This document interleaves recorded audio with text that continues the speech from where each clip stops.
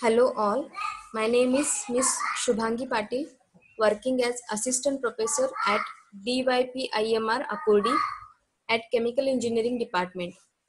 I have participated in FDP on Environment and Sustainability, and my topic is Carbon Footprint from Thermal Power Station.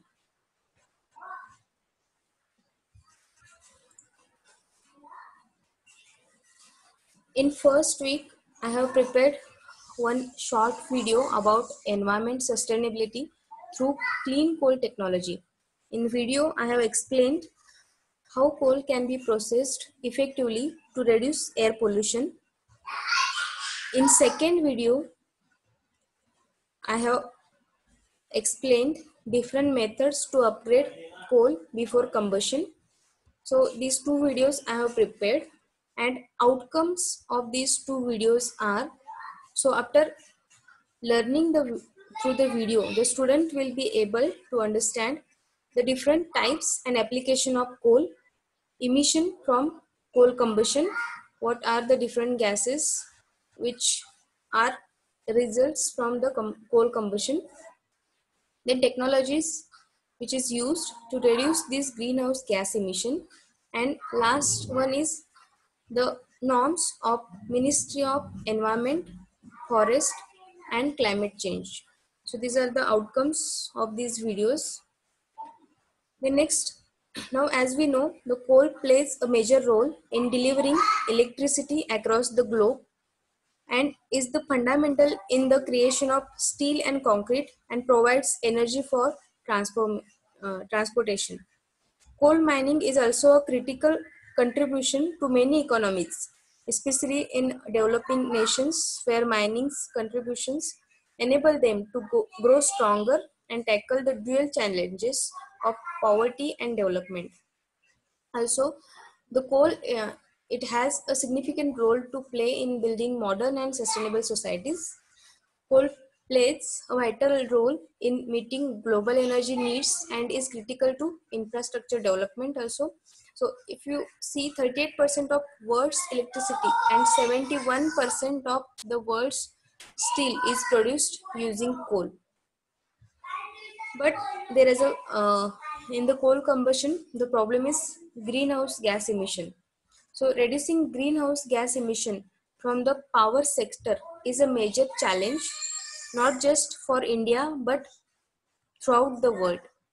Global climate change has receiving significant and increasing attention in recent years, both because of its potential impact on humans, ecosystem, and economies, and because of the scale of effort needed to mitigate this problem.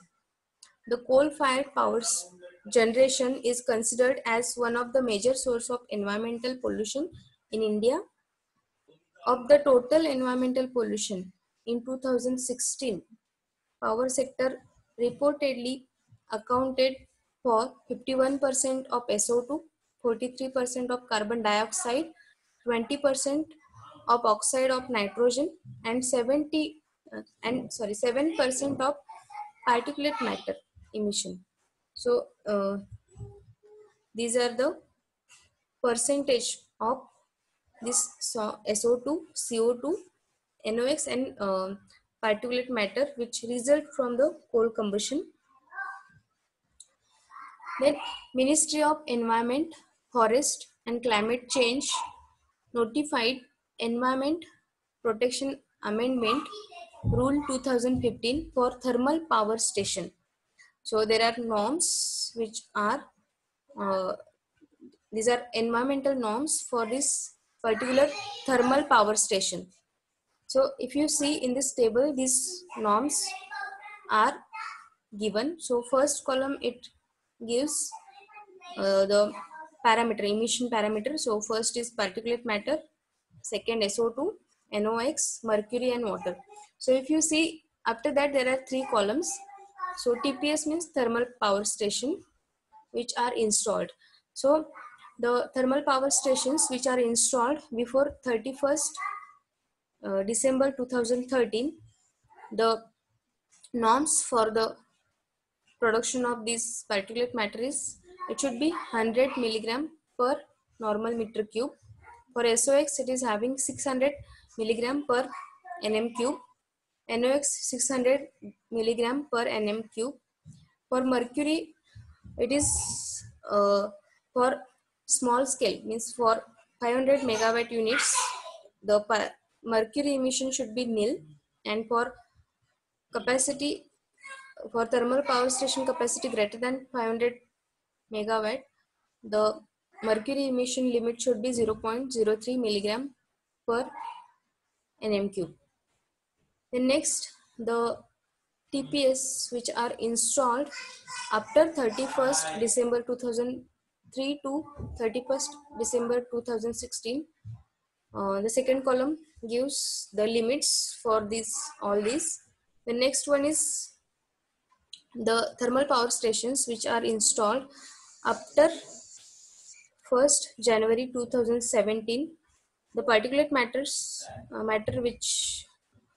should this which should get emitted from this power station should not exceed from 30 milligram per nm cube. SOX is having limitation 100 milligram per nm cube. NOx is having 100 milligram per nm cube, and mercury is having 0.03 milligram per nm cube. So these are the limitations or norms which all thermal power station should follow. Then regarding last row, it tells regarding the water. What are the requirements regarding the water? So these are the norms by MOEFCC. And next, emission control system and the current status of implementation. So as per these norms, how these emissions are controlled. So emission control system, there are different methods. So this emission control system can act in the form of flue gas desulfurization, FGD. So for a typical coal-fired power station, flue gas desulfurization may remove more than 90% of the SO2 in the flue gases.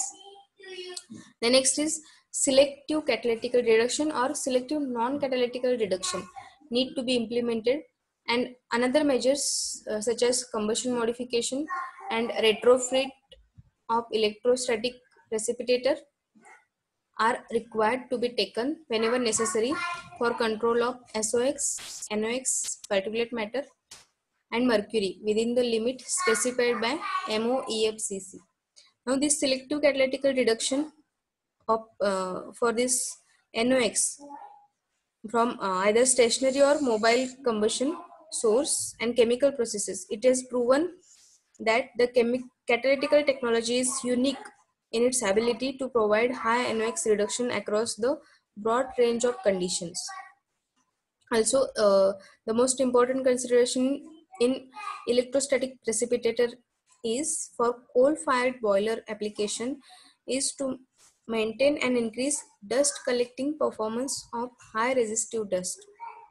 So like this things are implemented for maintaining these norms. Then how to calculate the CO2 emission, calculation of CO2 emission from this thermal power station. So CO2 emission of thermal power station is calculated by using the formula. So this formula is used. So if you see, it is absolute CO2 which is emitted from the stations. It is calculated by using summation of fuel concentration into gross calorific value into emission factor into oxidation factor. Okay, so if you see in this formula is given where the terms which are involved in this formula, its meaning is given. So first, ABS CO2, so it is absolute CO2 emission of the station in given fiscal year, Y. Then fuel, CON, concentration, amount of fuel, it is amount of fuel of type I consumed in fiscal year Y. Okay, so this can be applicable for any fuel other than coal also. Then GCV, it is gross calorific value of fuel in the fiscal year Y. EF and oxidation, OXD, OXID. These are the emission factor of fuel and oxidation factor of fuel. So these values are already reported in the literature, which we can get. So like this we can calculate CO2 emission. Thank you.